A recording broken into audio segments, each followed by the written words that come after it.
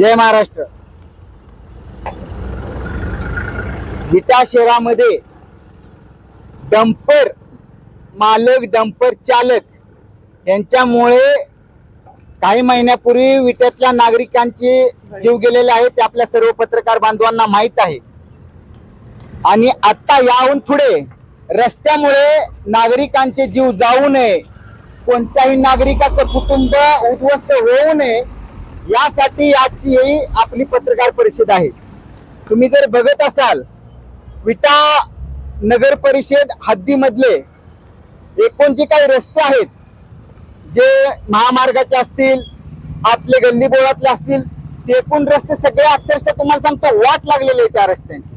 आता आपली ज्या ठिकाणी पत्रकार परिषद आहे या ठिकाणचं जर तुम्ही आता पत्रकार मोदी यांनी सगळ्या जर बघितलं पत्रकार बांधवांनी, तर अक्षरशः डबरी पडलेले आहेत। आणि ते पण कुठे, जिथं समोर आपलं दवाखाना आहे, लक्षात घ्या।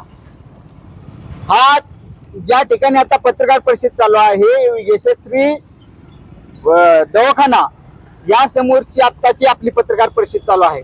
आज दवाखान्यामध्ये काही किती क्रिटिकल परिस्थितीमध्ये त्या पेशंटला घेऊन यावं लागतं आपल्या सर्वांना माहित आहे। आज जर आणता एखाद्या धक्क्याने किंवा हादऱ्याने तपासणी करायला सगळ्या या ठिकाणी यावं लागतं। जर त्या नागरिकाचा जर बळी गेला तर याला जबाबदार कोण? आपल्याला माहित आहे सर्व पत्रकार बांधवांना, गेल्या 5 महिन्यापासून या विटा नगर परिषदेमध्ये पहिल्यांदा सत्ता परिवर्तन झालं गेल्या 45 वर्षात। आणि गेल्या 5 महिन्यापासून इथं वेगळ्या पक्षाचं, वेगळ्या गटाचं, वेगळ्या पार्टीचं सरकार आलेलं आहे। काय परिस्थिती बदलली सांगा बरं? माझा पत्रकार बांधवांनाही प्रश्न आहे आणि आपल्या माध्यमातून तमाम विटेकरांनाही प्रश्न आहे तेच परिस्थिती आहे, लक्षात घ्या। काही बदल झाला नाही। यासाठी विटेकरांनी यांना एवढा भरघोस मताने विजय दिला का? आज ज्या आपल्या विटे शहराच्या सन्माननीय ताई ज्या नगराध्यक्ष आहेत किंवा विटा शहराचे उपनगराध्यक्ष माननीय अमोलराव ते असतील, आज त्यांनी या विटा शहराच्या उपनगराध्यक्षपदी ते विराजमान आहेत। निवडून आल्यानंतर त्यांनी सांगितलं की बाबर कुटुंबीय विटा नगरपालिकेच्या कोणत्याही सत्तेमध्ये बसणार नाही, कोणत्याही खुर्चीवरती आम्ही बसणार नाही। त्यानंतर त्यांनी स्वतः हे स्टेटमेंट दिलेलं, त्यानंतर ते स्वतः रुसून फुगून बसले। मग त्यानंतर काही लोकांनी त्यांना मनवलं, मग ते तयार झाले, मग ते उपनगराध्यक्ष या पदाची त्यांनी शपथ घेतली। त्यांनी उपनगराध्यक्ष पदाची शपथ घेतल्यापासून विट्यातले काही कायापालट झालाय का या 5-6 महिन्यामध्ये? काही झालेला नाही, लक्षात घ्या।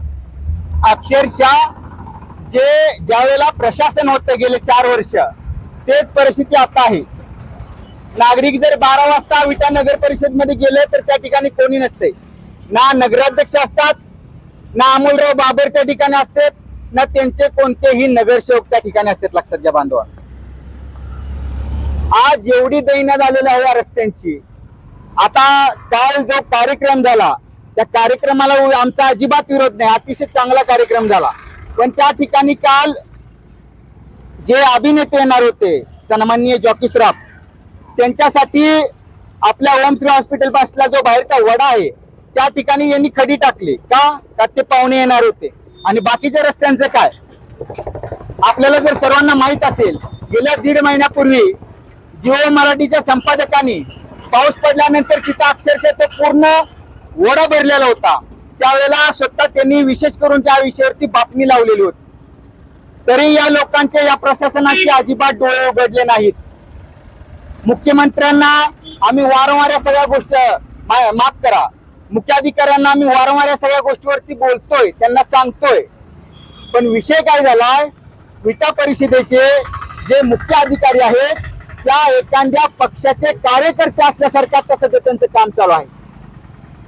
फक्त ते एक गट जो काय सांगेल त्या पद्धतीने ते मान हलवत आहेत। मला त्यांना आपल्या माध्यमातून सांगायचं आहे की तुम्ही कोणत्याही पक्षाचे कार्यकर्ते नाहीत, तुम्ही विटा परिषदेच्या नगरपालिकेचे तुम्ही मुख्य अधिकारी आहात। त्यासाठी तुमची प्रशासनाने नेमणूक केलेली आहे, कोणत्या पक्षाने तुमची नेमणूक केलेली नाही। आमच्या एवढ्याच त्यांच्याकडनं नगरपालिकेच्या प्रशासनाकडून आणि आता जे विद्यमान त्या ठिकाणी सरकार आहे त्यांच्याकडून येणाऱ्या 25 तारखेपर्यंत तुम्ही विटा शहरातले तातडीने या रस्त्याचा प्रश्न सोडवा. हा जर प्रश्न सोडवला गेला नाही तर आम्ही शांत बसणार नाही, हे आपल्या माध्यमातून मला सांगायचं. आपल्याला जर माहित असेल दगडी पाणी टाकी आपली असो, आपला चौंडी चोरी चौक असो किंवा इतर ठिकाणी जे भाजी विक्रेते होते, ज्यांचे त्या दिवसभर हातावरती पोट चालायचं, आज ती सगळी मंडळी त्या ठिकाणी उठवली. सगळी का उठवली हो? तुम्ही ट्रॅफिकचे कारण सांगताय. ट्रॅफिकचं कारण तुम्ही सांगताय. तुम्ही निवडणुकीच्या आधी नगरपालिकेच्या ट्रॅफिकच्या संदर्भामध्ये मोठमोठी आश्वासनं दिली, मोठमोठ्या घोषणा दिल्या. तुम्ही 5 महिन्यामध्ये ट्रॅफिकच्या संदर्भामध्ये काय नियोजन केलं? काय तुम्ही नियोजन केलं? तुम्ही शून्य नियोजन केलेलं आहे. गेल्या 2-2.5 महिन्यापूर्वी आम्ही स्वतः शिवसेनेने ट्रॅफिकच्या संदर्भामध्ये मुख्य अधिकाऱ्यांना पत्र दिलेलं आहे की तुम्ही ट्रॅफिकची विटा शहरामध्ये सोय लावा. मग आपल्या बस स्टँड पासून वर मार्केट यार्ड पर्यंत भर दिवसा डवळ्या रस्त्यावरती ट्रॅव्हल्स लागतात. रस्ता अडवला जातो, एक ट्रॅव्हल्स तास उभा असते. अशा एका मालकाच्या 3-3 ट्रॅव्हल्स आहेत. भर दिवसा रस्ता अडवला जातो, त्याच्यावर त्यांचं लक्ष नाही. बाकीच्या ठिकाणी वाहतूकची कोंडी होते, या ठिकाणी त्यांचं लक्ष नाही. उपनगराध्यक्ष माननीय अमोलराव बाबर, मला एवढंच सांगायचं त्यांना की आपण तिकडे लक्ष घाला, नाहीतर आम्हाला लक्ष घालावं लागेल. आणि येणाऱ्या 25 तारखेपर्यंत जर हा प्रश्न तुम्ही मार्गी लावला नाही तर आम्ही विटेकरांना घेऊन रस्त्यावरती उतरू. आणि मला आपल्या माध्यमातून नागरिकांनाही सांगायचंय, यांना घरात बसून शिव्या घालू नका. रस्ता बिघडलाय, पाणीच वेळेवरती येत नाही, हेच नाही, ट्रॅफिकची सोय नाही. यांना जर तुम्हाला शिव्या घालायच्या असतील तर तुम्हाला चौकात येऊन यांना शिव्या घालाव्या लागतील. आणि 25 तारखेला यांना शिव्या घालण्याचा कार्यक्रम आपण घेतोय.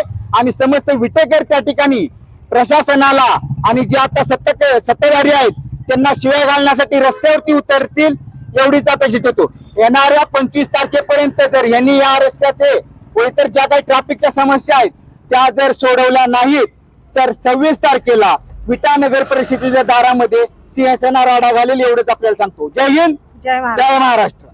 जय जिजाऊ, जय शिवराय. आज या ठिकाणी मी महिलांच्या एका ज्वलंत प्रश्ना संदर्भात बोलण्यासाठी आलेली आहे. आम्ही दिनांक 19/5/2025 रोजी नगर परिषदेला महिलांच्या स्वच्छतागृहा संदर्भात पत्र दिलं होतं. आज जवळजवळ त्याला वर्ष होत आलं, परंतु त्याच्यावर कोणतीही कारवाई झालेली दिसली नाही. त्यामुळे आम्ही कालच म्हणजे 4/6/2026 रोजी स्मरणपत्र नगर परिषदेला दिलं आहे.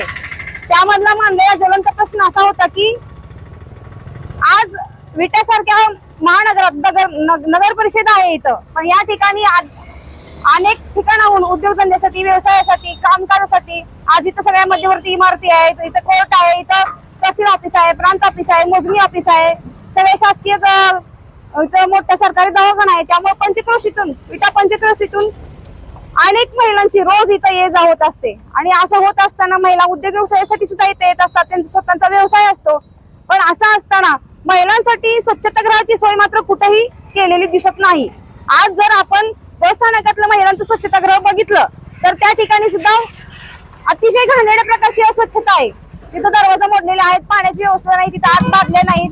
या सगळ्या गोष्टी आज तुम्हाला इथं मांडण्याचं कारण आणि स्मरणपत्र देण्याचं कारण एवढंच आहे की आज विटा नगर परिषदेला नगराध्यक्ष म्हणून एक महिला लाभलेली आहेत.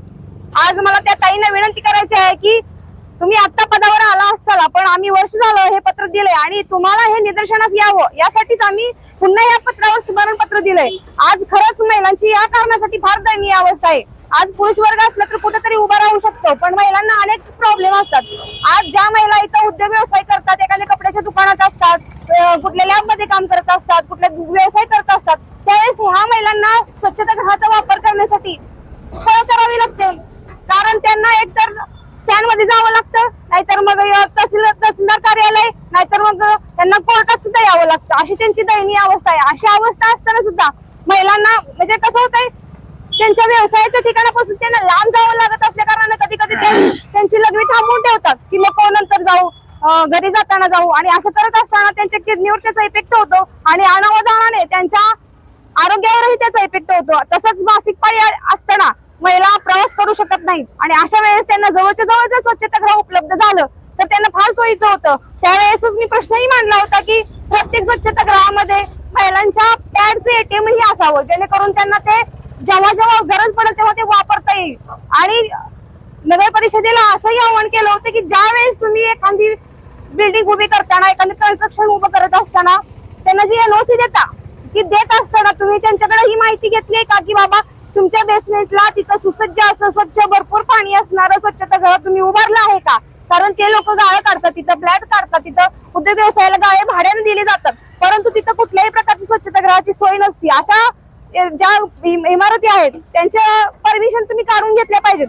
कारण ज्या कारणासाठी तुम्ही तिथे इमारती उभारताय पण तिथं महिलांची जर असुरक्षा होत असेल, अस्वच्छतेच्या बाबतीत जर महिलांना प्रॉब्लेम येत असेल तर मग अशा गोष्टीवर तुम्ही ऍक्शन घेतली पाहिजे. याच कारणासाठी आम्ही आता स्मरणपत्र 4 तारखेला दिलं आहे आणि त्या स्मरणपत्रानंतरही जर याच्यावर कारवाई झाली नाही तर आम्ही आमच्या पद्धतीनं शिवसेना आंदोलन छेडू. तेवढंच मला या ठिकाणी सांगायचं आहे. जय हिंद, जय महाराष्ट्र.